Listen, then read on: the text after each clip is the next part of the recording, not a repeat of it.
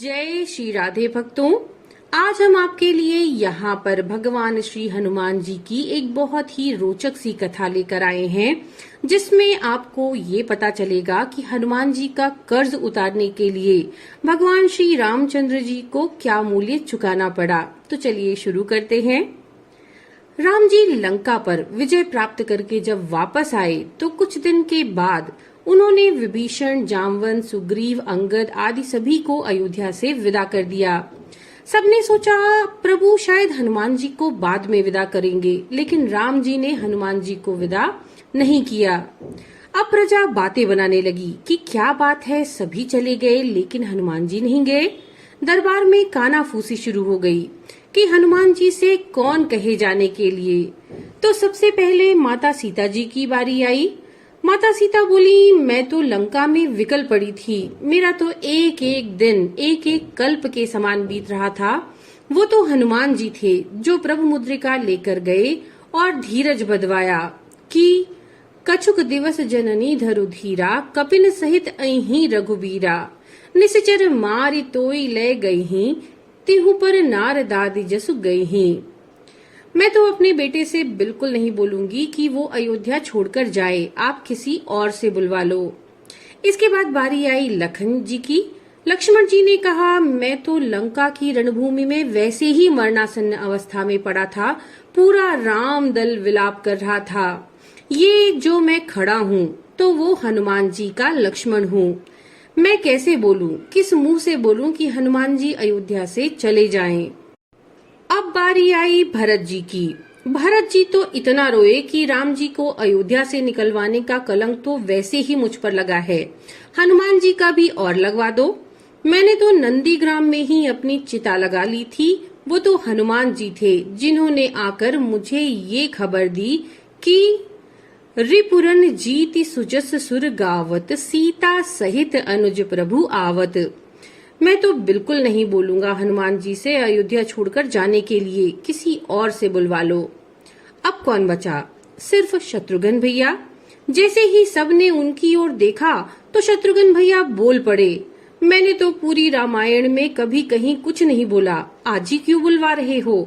वो भी हनुमान जी को अयोध्या से निकलने के लिए, जिन्होंने माता सीता, लखन भाई, भरत भैया सबके प्राणों को संकट से उबारा हो। किसी अच्छे काम के लिए कहते तो बोल भी देता, पर ये बिल्कुल नहीं बोलूंगा। अब तो बचे राघवेंद्र सरकार। माता सीता ने कहा, प्रभु आप तो तीनों लोकों के स्वामी हैं और देखती हूँ आप हनुमान जी से सकुचाते हैं, और आप खुद भी कहते हैं कि प्रति उपकार करऊं का तोरा, सन्मुख होई न सकत मन मोरा। आखिर आपके लिए क्या आदेश है प्रभु? राघव जी ने कहा, देवी कर्जदार जो हूँ हनुमान जी का, इसलिए तो सन्मुख होई न सकत मन मोरा। हनुमान जी का कर्ज उतारना आसान नहीं है, इतनी सामर्थ्य राम में नहीं जो राम नाम में है, क्योंकि कर्जा उतारना भी तो बराबरी का ही पड़ेगा ना। यदि सुनना चाहती हो तो सुनो, हनुमान जी का कर्जा कैसे उतारा जा सकता है। पहले हनुमान विवाह करें, लंकेश हरे इनकी तब नारी, मुंदरी लय रघुनाथ चले, निज पौरुष लांगी अगम्य जिवारी, आई कहे सुचि सोच हरे, तन से मन से हो जाए उपकारी, तब रघुनाथ चुकाई सके, ऐसी हनुमान की दिव्य उधारी। हे देवी, इतना आसान नहीं है हनुमान जी का कर्जा चुकाना। मैंने ऐसे ही नहीं कहा कि सुन सुत तो ही उरिन मैं नाही। मैंने बहुत सोच विचार कर कहा है, लेकिन यदि आप कहती हैं तो कल राज्यसभा में बोलूंगा कि हनुमान जी भी कुछ मांग लें। अब अगले दिन राज्यसभा में सभी एकत्रित हुए। सब बड़े उत्सुक थे कि हनुमान जी क्या मांगेंगे और राम जी क्या देंगे। राघव जी ने कहा, हनुमान सब लोगों ने मेरी बहुत सहायता की और मैंने सबको कोई न कोई पद दे दिया। विभीषण और सुग्रीव को क्रमशः लंका और किष्किंधा का राजपद, अंगद को युवराज पद, तो तुम भी अपनी इच्छा बताओ। हनुमान जी बोले, प्रभु आपने जितने नाम गिनाए उन सबको एक एक पद मिला और आप कहते हो तय मम प्रिय लक्ष्मण ते दूना, तो फिर यदि मैं 2 पग मांगू तो? सब लोग सोचने लगे, हनुमान जी भी ठीक ही कह रहे हैं। राम जी ने कहा, ठीक है, मांग लो। सब लोग बहुत खुश हुए कि आज हनुमान जी का कर्जा चुकता हो जाएगा।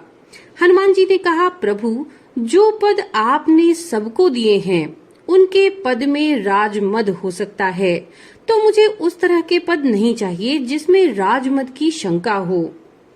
तो फिर आपको कौन सा पद चाहिए? हनुमान जी ने राम जी के दोनों चरण पकड़ लिए और कहा, प्रभु, हनुमान को तो बस ये 2 पद चाहिए। हनुमत सम नहीं को बड़ भागी, नहीं को राम चरण अनुरागी। तो भक्तों, भगवान श्री राम के चरण कमलों के अतिरिक्त हनुमान जी का कोई ठौर नहीं था। उन्हें कहीं और कोई और रुचि नहीं थी। प्रभु के प्रति इसी प्रकार की भक्ति हमारे जीवन को समुन्नत करती है। तो एक बार फिर से बोलिए, पवन सुत हनुमान की जय।